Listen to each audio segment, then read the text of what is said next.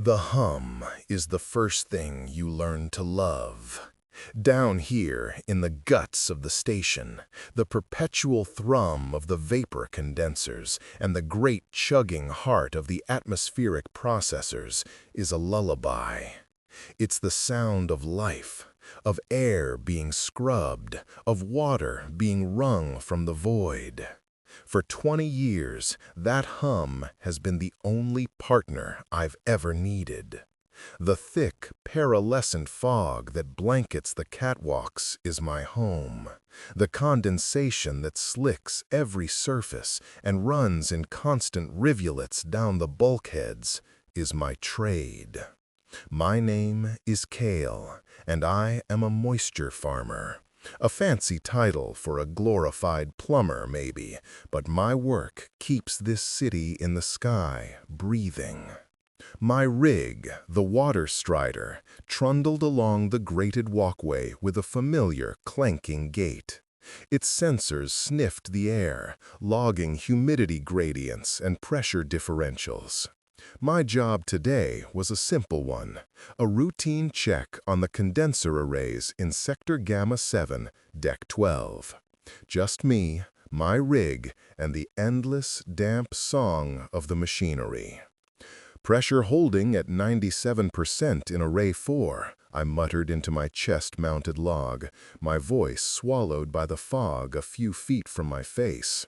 "Filter integrity at spec. Everything's clean. Everything's wet." As it should be. I ran a gloved hand along a conduit thick as my torso, and it came away slick with distilled life. This was my world, a place of stoic self-sufficiency. If a valve blew, I fixed it. If a filter clogged, I replaced it. There wasn't a problem on these decks that a wrench and a bit of grit couldn't solve. That's what I believed.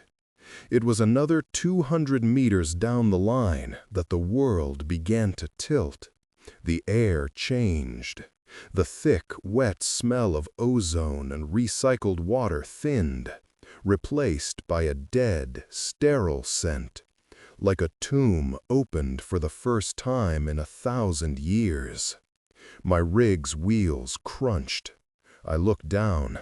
The grate beneath my boots, normally weeping with moisture, was bone dry.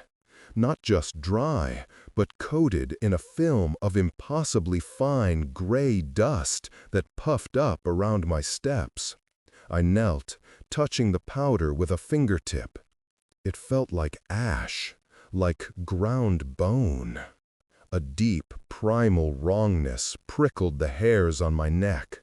My internal monologue, usually a calm litany of pressure readings and maintenance schedules, fell silent. In its place, a single sharp question. Why is it dry? I followed the dusty trail. It led past humming condensers that seemed to radiate a phantom heat instead of their usual chill. The machinery sounded different here, strained. 10 meters on, 20, 30. The path of desiccation was absolute, a dead gray river flowing through the wet living world of the conduits. It led me to the abandoned rig of Jonas, a fellow farmer who worked the adjacent sector. His machine was cold, its indicator lights dark. The dust was thickest around it, piled like snowfall against its treads. And next to it, slumped against a condenser housing, was Jonas himself. My breath hitched, my throat went tight. He wasn't wounded, he wasn't bleeding, he was empty, a husk. His skin was the color of old parchment, pulled tight against the sharp angles of his bones, cracked and fissured like dried mud.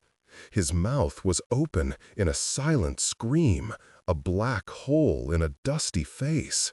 His eyes, recessed deep in their sockets, were cloudy, opaque marbles.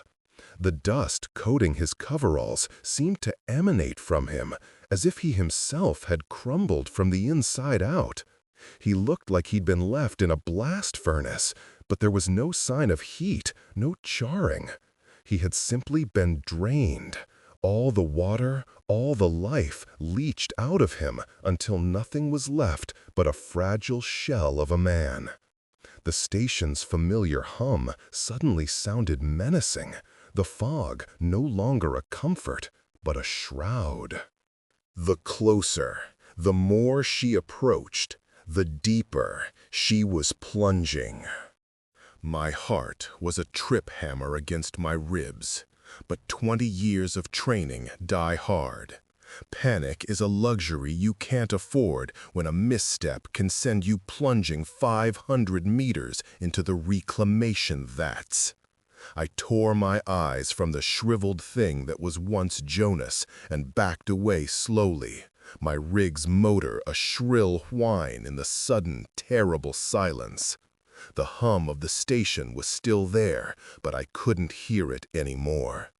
All I could hear was the frantic pounding in my ears. Report. Secure the area. Await instruction.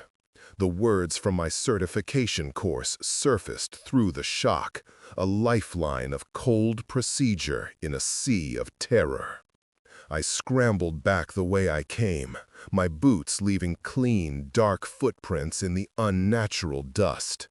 I didn't stop until the grate under my feet was slick with condensation again, until the air was thick and heavy in my lungs. I fumbled with the comms unit on my chest, my gloved fingers feeling clumsy and thick. Kale to hub control. I have a situation on Deck 12, Sector Gamma 7. Man down. I repeat, man down. It's Jonas. He's... I swallowed, the words sticking in my dry throat. He's dead. The speaker crackled. A burst of static, sharp and violent, like tearing metal. Then nothing. Hub control, do you copy? I said, my voice rising. This is Moisture Farmer Kale, code 1091, requesting immediate response and quarantine protocol for Sector Gamma 7. Do you copy? Again, the only reply was a hiss of angry static, shot through with a low, rhythmic pulse that didn't sound like any interference I'd ever heard. It sounded organic, like some vast, distorted heartbeat. I switched channels, trying the deck-to-deck emergency frequency. More static. I tried the direct farmer-to-farmer band. Silence. A thick, dead silence that was somehow worse than the garbled noise. Fine, to hell with the comms. Protocol was clear. If communication fails, retreat to the nearest primary access point, the main transit lift at the sector hub. It was a kilometer away, but the route was standard, elevated on a main catwalk that spanned the chasm between condenser sectors. My only option. Okay, Kale, I whispered to myself, the words a flimsy shield against the encroaching fear. Walk. Don't run. One foot in front of the other. I urged the water strider forward, its lights cutting a pathetic swath through the oppressive fog. The thought of Jonas, of his hollowed-out face, kept flashing behind my eyes. What could do that? A chemical spill? A ruptured plasma line?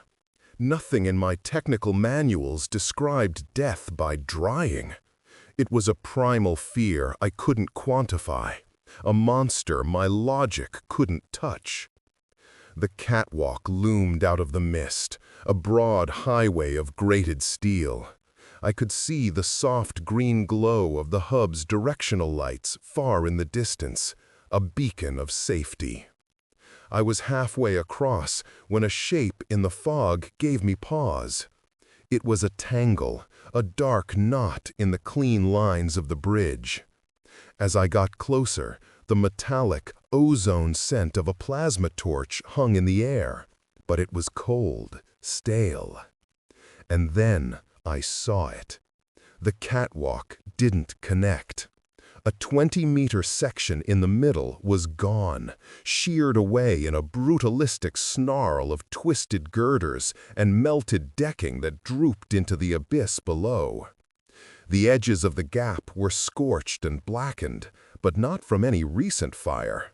It was old damage, sealed off.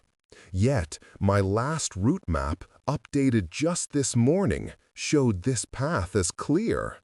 This wasn't an accident. This was deliberate. The path home hadn't collapsed. It had been surgically removed. The green glow on the other side mocked me, a promise of a safety I couldn't reach. My only way out was gone. The small, the secret, the one they couldn't let out. Trapped. The word echoed in the sudden vastness of the chasm before me. The main transit route, my artery back to civilization, was severed. My internal map of this sector, a lattice of pipes and catwalks I could navigate in my sleep, was now a blueprint for a cage. My training hadn't prepared me for this. It taught me how to handle equipment failure, not how to handle being hunted. And I was being hunted. The thought solidified from a whisper of paranoia into a cold, hard certainty. The dry patch, Jonas, the dead comms, the surgically removed bridge, they were all connected. They were all pieces of a trap, and I was the bait that had just walked into it. I forced myself back from the precipice, the drop into the churning gray depths a sickening allure. Panic was a rising tide. I had to move, had to think. There was another way out. A secondary route, not on the standard maps.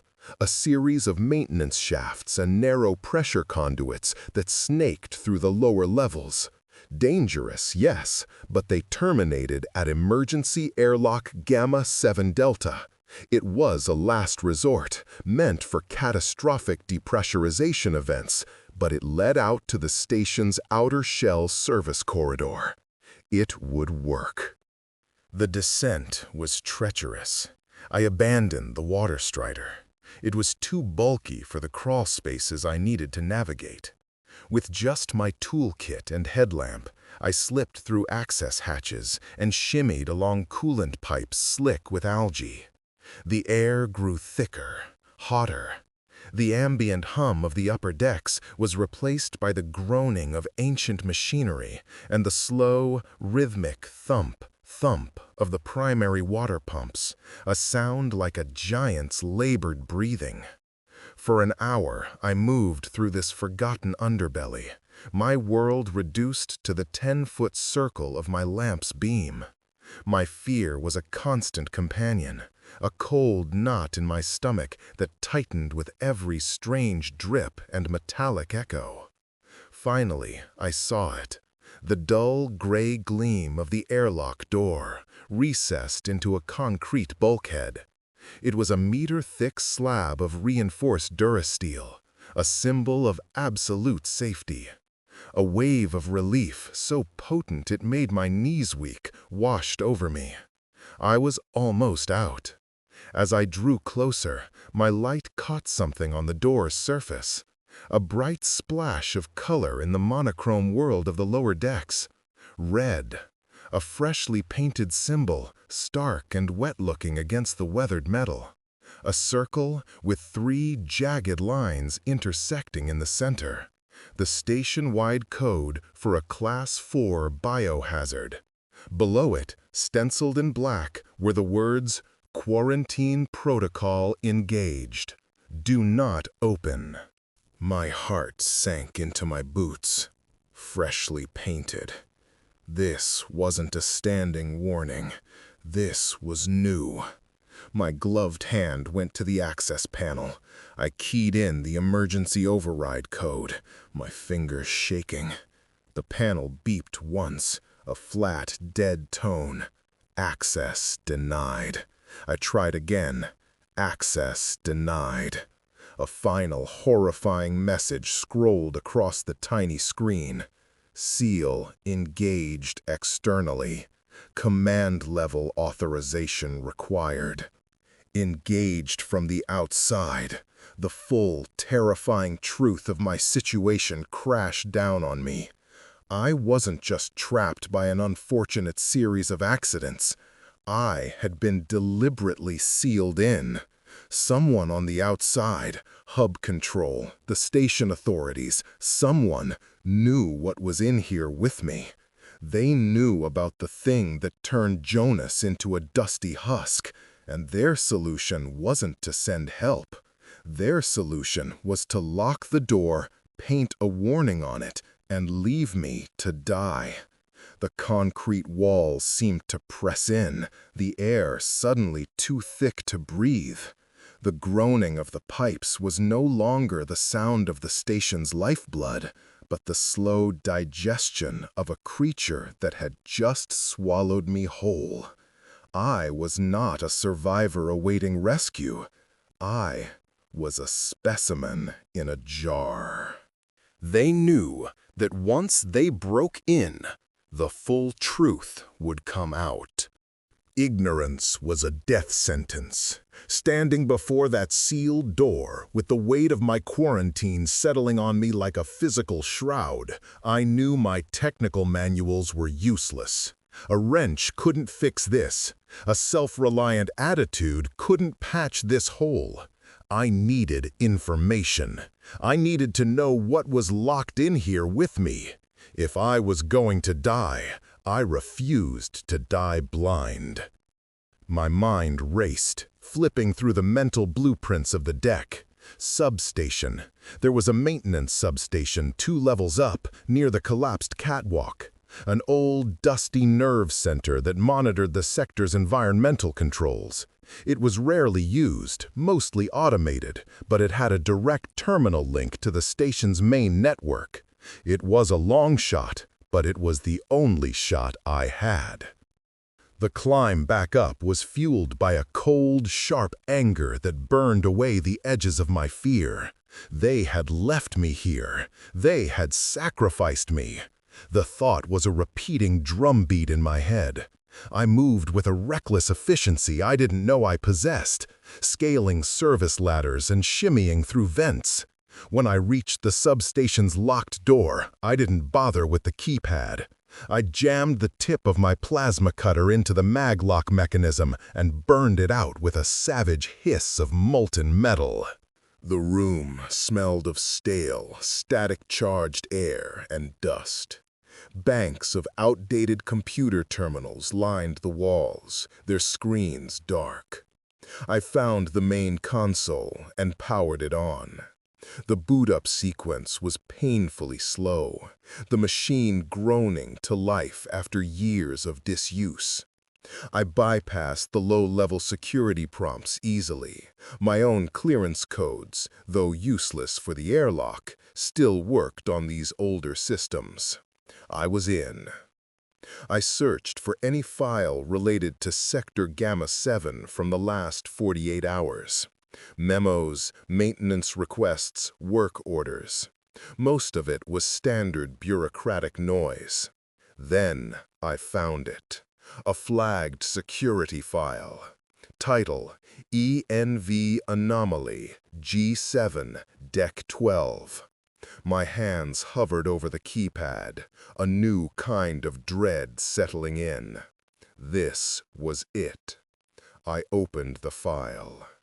It was a video feed from a single maintenance camera, time-stamped from 8 hours before my shift began. The footage showed the very catwalk section where I'd first found the unnatural dust. For 30 seconds, nothing happened. Just the familiar view of pipes and fog. Then, a flicker. A distortion at the edge of the frame, like heat haze. A shape resolved itself for a fraction of a second, a blur of impossible speed. And then, the camera feed dissolved into a screech of static as the lens was smashed. I played it back, frame by frame. It was useless. The thing moved too fast, a wavering silhouette that defied shape and form. My heart pounded. Beneath the corrupted video file were two text-based incident reports, heavily redacted. The first was from Sector Operations. Biological contaminant detected, exhibits unusual desiccant properties, containment protocols initiated. The second was a medical alert, flagged for command-level eyes only. My blood ran cold as I read the fragmented lines that hadn't been scrubbed. Organism appears to drain cellular moisture at a catastrophic rate. Direct contact results in total somatic desiccation. Subject Jonas, M, confirmed expired. Organism actively hunts sources of high water concentration, including living humanoids. Actively hunts. The words seemed to lift off the screen, cold and sharp. This wasn't a passive environmental hazard. It was a predator, a creature that saw me not as a person, but a vessel of water, a walking canteen. As I stared at the screen, a new sound cut through the low hum of the terminal. It came from the corridor outside the substation door, a soft, dry, rasping noise, like sand rubbing against bone, like a dehydrated throat trying to form a sound. It was the sound of something thirsty. The struggle. This was a war.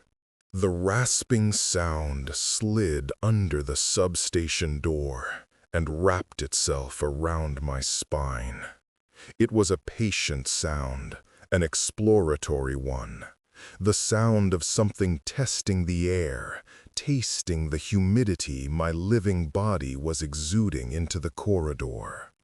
Every rational thought, every piece of data I'd just read on the screen evaporated into a single, blinding instinct: hide. I killed the terminal, plunging the room into near darkness, lit only by the faint emergency light strips along the floor. My breath caught in my chest, a painful, silent scream. I flattened myself against the wall beside the door, my plasma cutter clutched in a white-knuckled grip. The tool, which had felt so powerful moments ago as I carved through the lock, now seemed like a child's toy. What good was a cutting torch against a thing that drank life? The scraping grew louder, closer. A series of dry, rhythmic ticks accompanied it. Click, click, click. The sound of something hard and pointed tapping against the metal grate of the catwalk just outside. It was moving slowly, deliberately, not with the impossible speed I'd glimpsed in the security footage. It was searching. It was hunting. The fragment from the report blazed in my mind. Actively hunts sources of high water concentration. I was a lighthouse in the dark, my body a beacon of warmth and moisture in its cold, dry world. My throat was sandpaper. My heart hammered a frantic rhythm that felt loud enough to give away my position. Minutes stretched into an eternity. The clicking stopped directly outside the door. I held my breath until my lungs burned. The only sound was the low hum of the station and the blood roaring in my ears. Was it gone? Did it lose the scent? A flicker of movement through the reinforced porthole in the door made me flinch. A light blinked out in the fog-shrouded corridor, a standard proximity sensor, and for a split second its red pulse illuminated a silhouette. It was tall, impossibly thin, a nightmarish caricature of a human form. Long skeletal limbs bent at angles that were subtly wrong. A narrow head twitched from side to side, sniffing the air. Its form was gaunt, emaciated, as if it were a thing made of stretched, cured leather over a frame of jagged bones. It paused, its head tilting as if listening to a sound only it could hear. Then, with a fluid, insectile grace, it moved on, the dry, clicking footsteps receding down the corridor until they were swallowed by the fog and the station's hum. I didn't move for a long time.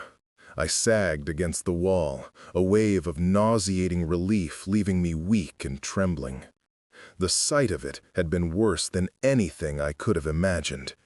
It wasn't just a creature. It was a perversion of life, an entity defined by an all-consuming lack, an emptiness that sought to fill itself by creating emptiness in others. As the adrenaline ebbed, a chilling certainty took its place. It hadn't lost my scent. That slow, methodical search wasn't for me specifically. It was a patrol, a sweep of its territory. My breaking into the substation, the faint heat and electrical signature of the terminal, that must have been what drew it here. It knew something was here. Now it knew the general location. The corridor it had taken led directly towards the pressure conduits, the path I had intended to take before finding it sealed. My short-lived feeling of relief curdled into cold dread. The creature hadn't missed me. It was simply circling, tightening its net. It knew I was trapped on this deck, and it had all the time in the world. It would find me. The voice was crisp and direct. The tone should be tense and suspenseful, with a slightly conspiratorial, low-pitched delivery. The pace should be steady, but able to quicken during moments of action. The hunt was on. My sanctuary in the substation had become a vulnerability. To stay was to wait for it to circle back. I had to move, had to find a place not just to hide, but to fight. My mind, now sharp with terror, began to work again, not as a farmer, but as a cornered animal. What did I have that it wanted? Water. What did this station have in abundance? Water. And something even better, water under extreme pressure. A new plan, born of desperation and a lifetime of working with high-pressure hydro systems, began to form. Pressure Lock 4C. It was a water pressure control room, a reinforced concrete bunker built to withstand a catastrophic pipe rupture. It housed the main regulators for this entire sector's reclamation network. The door was a meter of solid steel, the walls were hardened plasteel, and inside were manual overrides for the entire system. It was defensible. More than that, it could be a weapon. I could vent thousands of liters per second through the primary conduits. A torrent of water. Anathema to a thing of dust and thirst. The thought ignited a flicker of hope, a defiant spark in the suffocating darkness of my fear. My self-reliance, so brutally shattered, began to reassert itself. I couldn't solve this with a wrench, no, but I could solve it with the system itself. This was my territory, my machinery. I would use the guts of the station to kill the monster infesting it. Leaving the substation, I felt exposed, my every footstep a thunderous announcement of my position. The fog was a living entity, its tendrils concealing unseen horrors. The dry, rasping sound was gone, but its absence was somehow more terrifying. The silence felt heavy, watchful. I moved quickly, sticking to the shadows beneath the massive conduits, my head on a swivel. Every drip of water from a leaky valve sounded like the creature's clicking steps. Every gust of air from a ventilation duct felt like its dry, cold breath on my neck. It took me 20 agonizing minutes to reach the access corridor for pressure lock 4C. The circular steel door was set into the concrete wall like the entrance to a bank vault, a massive wheel lock at its center. I threw my entire weight against the wheel, my muscles screaming in protest as it turned with a groan of disused metal. The locking pins retracted with a series of heavy, satisfying clunks. I squeezed inside the small, dark room and shoved the door closed behind me. The sound of the great steel wheel spinning again, of the pins shooting home, was the most beautiful sound I had ever heard. For the first time since finding Jonas's body, I felt a measure of control. The room was small, cramped, filled with valve wheels, pressure gauges, and a large cylindrical emergency water reserve tank that hummed with a low charge. The air was clean and cold. It was a fortress. I ran a hand over the cool steel of the reserve tank. 100 liters of purified water, a drink for me, and ammunition. A slow smile spread across my cracked lips. I was a farmer again, an engineer. This was a problem with a mechanical solution. I turned to the main control panel, my eyes tracing the schematics etched into the wall. I could isolate the catwalk section where it patrolled, reroute the main flow, and then, when it passed over the primary floor grate, I could hit a single valve and unleash a high-pressure deluge that would blast it into nothing. "Come on, you dry bastard," I whispered into the secure silence of my new stronghold. "Come and get a drink." My newfound hope was a fragile thing, a flickering candle in a hurricane. I spent an hour in my steel and concrete sanctuary, my hands moving with renewed purpose over the control panels. I rerouted flow, cross-checked pressure limits, and primed the system. The trap was set. Now, all I had to do was wait. I sat on a low-maintenance bench, took a long pull from my canteen, and allowed myself a moment to just breathe. The silence was absolute, the thick walls insulating me from the station's ambient hum and whatever horrors lurked outside. It was a silence of safety. Then I heard it. Not a sound from the corridor, but a noise from within the room itself. A faint, fizzing hiss. I looked around, my senses on high alert. It was coming from the walls. I pressed my ear against the cool, painted concrete. The hissing was louder, accompanied by a faint, deep vibration, as if the very molecules of the material were agitated. My gaze fell on a small, dark patch that had formed on the wall near the floor. It looked like a damp spot, but as I watched, its edges didn't spread outward. They receded. The dark patch grew lighter, turning to the wall's original gray, then to a paler, chalky white. A network of hairline fractures like a spider's web appeared in the paint, which began to flake away, falling to the floor as fine dust. The fizzing intensified. The very concrete was drying out before my eyes. A cold dread, far deeper and more primal than anything I had felt before. This wasn't possible. This defied physics. The creature wasn't trying to get through the door. It was going through the walls. My eyes shot to the emergency water tank in the corner. Condensation, which had been beating on its cold metal surface, was gone.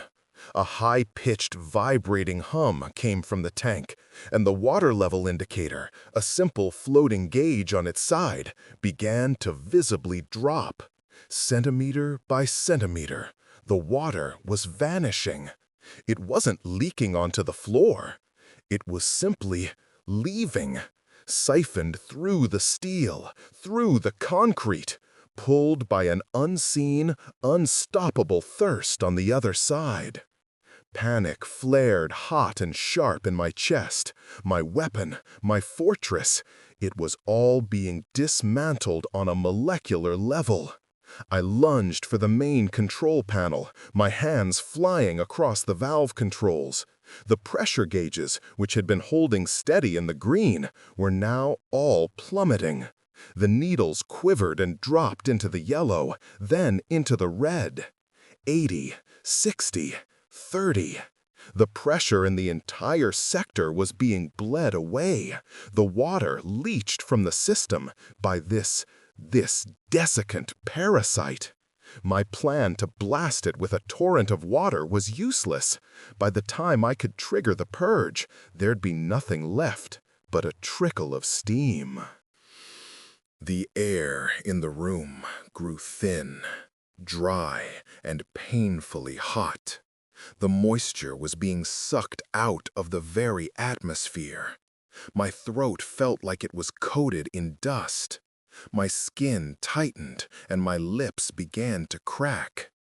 My sanctuary hadn't just become a trap, it had become the belly of the beast. The creature wasn't just outside. In a terrifying, incomprehensible way, it was already in here with me, drinking the room, drinking the systems, and slowly, patiently starting to drink me. The fizzing grew louder, the walls cracked and groaned, and my fragile hope crumbled to dust. The air was a razor in my lungs. Each breath was a painful, rasping effort that seemed to offer no relief, only scratching away at my already raw throat. The walls of Pressure Lock 4C were a mosaic of cracks and pale, dusty patches. The mighty water tank was empty, its humming silenced, its surface warm to the touch. The pressure gauges all read a flat, dead zero. My fortress was a tomb. My weapon was a husk. Hours passed, or maybe it was minutes. Time had lost its meaning, measured now only in the progressive agony of dehydration. My thoughts were sluggish, syrupy things, clouded by a throbbing headache that pulsed behind my eyes. I was going to die in this room, slowly. I would shrivel up just like Jonas, becoming another dusty monument to the creature's thirst. The sheer cosmic horror of it pressed down on me. A creature that didn't claw or bite, but simply undo you, unraveled you at a molecular level. My eyes fell on my toolkit, then on the nearly empty canteen beside it. Water. The thought was an obsession. I raised the canteen to my lips, savoring the last few lukewarm drops. A pathetic and temporary reprieve. It was in that moment, staring at the pathetic remnant of my personal water supply, that the thought struck. Not a brilliant insight, but a last guttural spasm of defiance from a dying animal. The creature wasn't just thirsty. It was greedy. It was drawn to moisture with an instinct so powerful it defied the laws of physics. And I still had one significant source of water left. Not here in this dry crypt, but out there, in the fog. My rig, the water strider. Its main reclamation tank held over 200 liters of grade A potable water. It was more than a machine. It was my livelihood, my life's work. Everything I owned and was contained in that rolling steel box. And it was the perfect bait. A plan, suicidal and insane, bloomed in the arid wasteland of my mind. The central heat exchange vent. It was located in the main atrium, a massive grate in the floor directly under the catwalks. I'd serviced it 100 times. The system was designed to flash vent superheated steam to de-ice the exterior hull in emergencies. The safety protocols were extensive, requiring a half-dozen confirmations to prevent accidental scalding of personnel. But safety protocols could be bypassed. With my clearance codes and a plasma cutter, I could rig it to purge on a single trigger. A trigger I could activate from a safe distance. I would lure the creature there. I would use myself and everything I had built as bait. A final, desperate gamble. If I stayed here, my death was certain. A slow, agonizing desiccation. But out there was a chance. A slim, fiery, self-destructive chance. To not just die, but to take this thirsty devil with me. The thought galvanized me. I lurched to my feet, my joints cracking, my vision swimming for a moment. I gathered my tools. Every movement was an effort. My hands, usually so steady and sure, trembled as I gripped the plasma cutter. The stoic, self-sufficient moisture farmer was gone, boiled away by terror and thirst. In his place was something harder, something forged in desperation. I walked to the great steel door, my heart a dry, unsteady drum. I was no longer waiting to die. I was going out to set a fire. Turning the heavy wheel of the pressure lock door was an ordeal. My muscles, deprived of water, screamed in protest, and black spots danced in my vision. When the final pin retracted, the steel door swung inward with a low groan, revealing the familiar fog-choked corridor. The air that rushed in wasn't the moist, life-giving atmosphere I remembered. It was charged with a dead, static quality. The hunt was still on. My first task was the heat exchanger. I moved with a feverish urgency, my body running on the last dregs of adrenaline. Reaching the main atrium, I pried open the exchanger's maintenance panel. Wires, conduits, safety interlocks. It was complex, but familiar.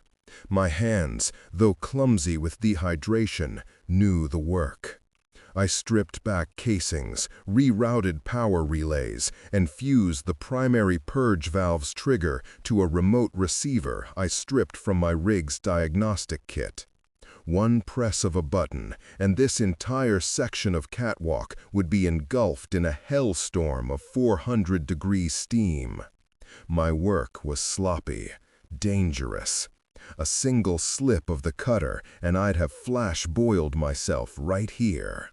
But the thought of the creature, of its patient, desiccating presence, kept my hands steady enough. The trap was set. Now for the bait. I stumbled back to where I'd abandoned the water strider. It stood silently in the mist, a ghost of my former life. Its main tank, full to the brim, was a beautiful, heartbreaking sight. I climbed aboard, my movements slow and deliberate, and found my personal canteen. I had less than a quarter-liter left. It felt like the most precious substance in the universe. Standing at the entrance to the main atrium, I took a deep, ragged breath. My throat was a tube of raw, cracked flesh. I unsealed the door of pressure lock 4C. My path back to the atrium was clear. Then I unsealed my canteen. Tipping it just so, I let a single, perfect drop of water fall onto the metal grate. It sizzled faintly in the unnaturally dry air. Another drop, then another. I began my final walk, a slow, agonizing procession toward the heat exchanger, leaving a deliberate trail. Each droplet was a word in an invitation written for a monster. Here I am. Follow me. From the depths of the fog-shrouded conduits, a sound answered. The dry, rasping scrape. Louder now, more eager. It was coming. My heart hammered against my ribs. I kept my pace slow, steady, agonizing. My instincts screamed at me to run, to sprint for the trigger and hide. But the bait had to be tempting. It had to be live. The creature had to see me, to know the source of this precious trail. The scraping grew closer, accompanied by the sharp click, click, click of its limbs on the walkway. It was just around the bend, maybe 30 meters away. I could feel its presence, a palpable wave of cold, dry air that preceded it. I let another drop fall, and another. The canteen was getting lighter, my life dripping away onto the floor. The sound was right behind me now. I didn't dare turn. I just kept walking, my eyes fixed on the massive grate of the heat exchanger just ahead. My hand trembled as I clutched the remote trigger in my pocket. I could hear its desiccated breath, a sound like dry leaves skittering across pavement. It was toying with me. It knew it had me. One more step, one more drop. It was time. The fog parted behind me. The dry, rasping breath was a physical presence at my back, leaching the last of the moisture from the air, from my skin.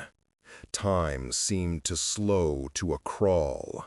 I risked a glance over my shoulder, and my blood turned to ice. It was fully emerged from the mists, no longer a fleeting silhouette, but a corporeal nightmare. Taller than a man, its body was a taut, jerky framework of bone, covered in gray, parchment-like skin that was pulled so tight it had split in places, revealing a dry, fibrous musculature beneath. Its limbs were long and multi-jointed, ending in sharp, chitinous points that clicked on the grate with every deliberate step. Its head was lipless and sunken, with a mouth that was a simple, gaping hole, and eyes that were black, thirsty pits. It wasn't just a creature that consumed water. It was thirst. It was the physical embodiment of dryness, a void that walked. It lunged. The unnatural speed I had witnessed on the security footage was unleashed. It closed the 10 meters between us in a single, terrifying blur of motion. Adrenaline, raw and pure, surged through me. I didn't think, I reacted.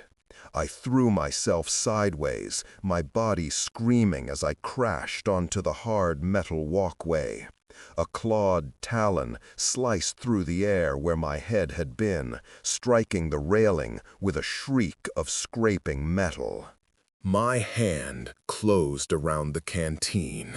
This was the moment. The creature, having missed its strike, was rebalancing itself, its pit-like eyes fixed on me with a malevolent intelligence. With all the strength I had left, I hurled the canteen, not at the creature, but past it, at the main reclamation tank on my dormant rig.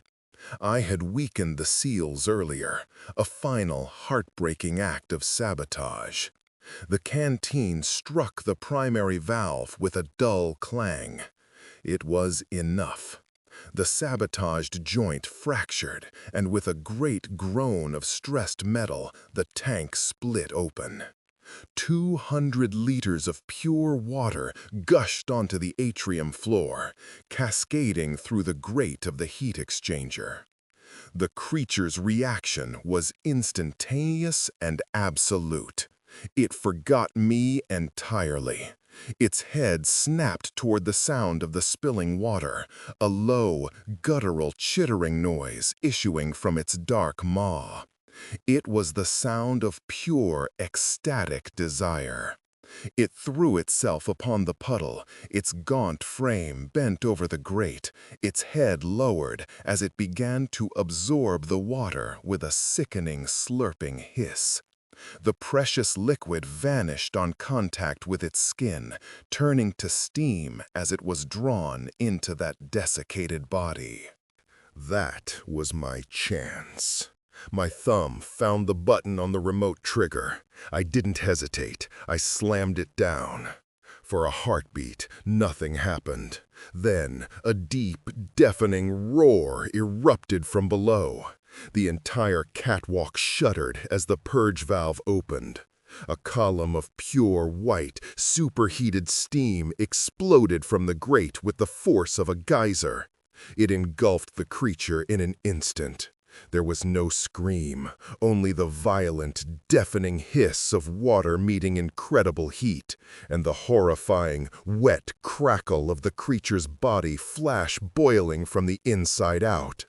The steam filled the entire atrium, a swirling, scalding cloud that blinded me and stole the air from my lungs. The heat was immense, searing. I felt my skin blister, my hair singe. The world became a roaring inferno of white noise and unbearable pain. Then, as suddenly as it began, it was over. The roar of the steam purge cut off, leaving a ringing, profound silence in its wake. The world slowly came back into focus through a white veil of dissipating vapor. The air was thick with the smells of cooked metal, ozone, and something else, a chalky, acrid scent like burned bone. The superheated cloud, having done its work, eddied and thinned, revealing the scene of my desperate victory. I was lying on the grate, my body a single screaming nerve of pain. The side of my face and my left arm, which had been closest to the blast, were a mass of raw red blisters. My jumpsuit was scorched and smoking in places. Every breath was agony, my throat and lungs feeling as if they'd been scoured with hot sand. But I was alive. I was breathing. My eyes fell upon the center of the heat exchanger grate. The creature was gone. In its place, scattered across the warped and glowing metal, were brittle, grayish-white fragments. It had been utterly annihilated, its desiccated body so lacking in cohesion that the explosive introduction of heat and moisture had caused it to shatter like sun-baked pottery. The thing of absolute dryness had been unmade by absolute wetness. A pile of ash and bone shards was all that remained of the hunter. I tried to push myself up, but a wave of dizzying pain sent me crashing back down. My gaze drifted to my rig. The water strider, my companion and my livelihood for 2 decades, was a ruin. The steam had blasted it from below, melting its treads into sagging loops of rubber and twisting its chassis into a grotesque sculpture of scorched metal. The empty, ruptured water tank gaped open like a dead mouth. It was a total loss. Everything I had worked for, everything that had defined my life of self-sufficiency, was a molten wreck. I had won. I had survived. The cost was everything.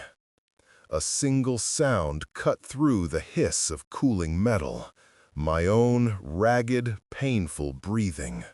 It was the only proof that I was still here.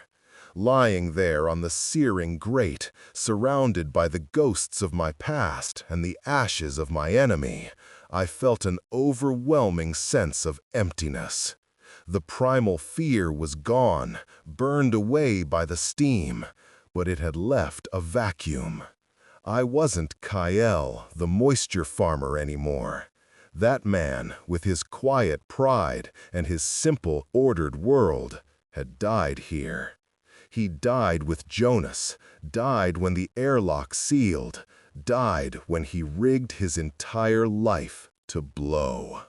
I didn't know who the blistered, broken thing lying on the floor was. I only knew that he was alone, in the silence, with the wreckage. And for the first time in a very long time, I began to cry, the hot tears scalding my burned skin, each one a precious, painful drop in a world that had suddenly become vast and terrifyingly empty.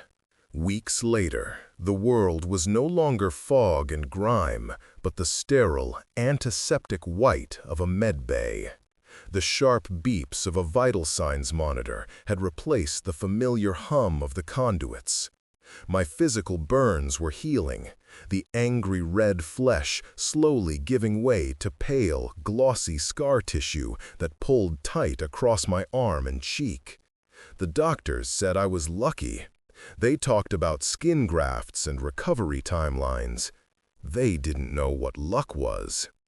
They'd found me 6 hours after I passed out, a maintenance crew sent to investigate the catastrophic pressure drop and energy spike in Sector Gamma 7. The official story was a cascading system failure, a tragic industrial accident that had claimed the life of Jonas and nearly my own. There was no mention of a creature, of a quarantine, of the red seal on the emergency airlock. The fragmented log entries I'd found were gone, the system wiped clean. It had all been buried under a mountain of carefully worded reports and non-disclosure agreements I was too weak to protest signing. Physically, I was recovering, but something else was broken, something no scanner could detect or surgeon could fix. I was always thirsty. It wasn't a normal thirst. It was a deep, gnawing, phantom limb of a sensation, a feeling of cellular-level dryness that no amount of water could quench. I would drink until my stomach bloated, the cool liquid a temporary balm, but the feeling of being leached from the inside out always remained. The nurses would smile their placid, professional smiles and tell me it was a symptom of my dehydration trauma, that it would pass. They didn't understand. I spent hours just staring at the condensation that would form on the chilled carafe of water by my bed. I would watch the tiny droplets bead up, merge, and trace slow, wet paths down the glass. This simple physical process, the very foundation of my life's work, now filled me with a quiet, creeping horror. The water was beautiful, perfect, and my first immediate thought was always the same. Something is coming to drink that. My hand would tremble as I reached for the glass. Sometimes, in the dead of night, when the only sound was the quiet hum of the medbay's life support, I would hear it. A faint, dry, rasping sound, just at the edge of my hearing, like sand on bone. I knew it was my mind, my shattered nerves playing tricks on me. But the knowledge did nothing to stop the cold sweat, the frantic pounding of my heart.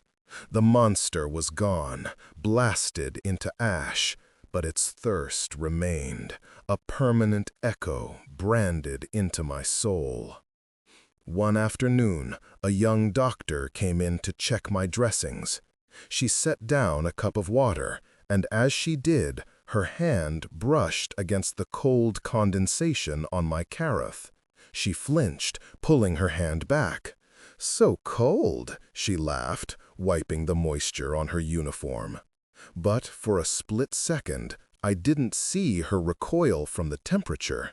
I saw a hand recoiling from life, from wetness. I saw a thirsty thing in the sterile white halls. The room seemed to tilt, the white walls closing in, and the only real thing in the universe was the terrible, unquenchable thirst. I am a farmer no more.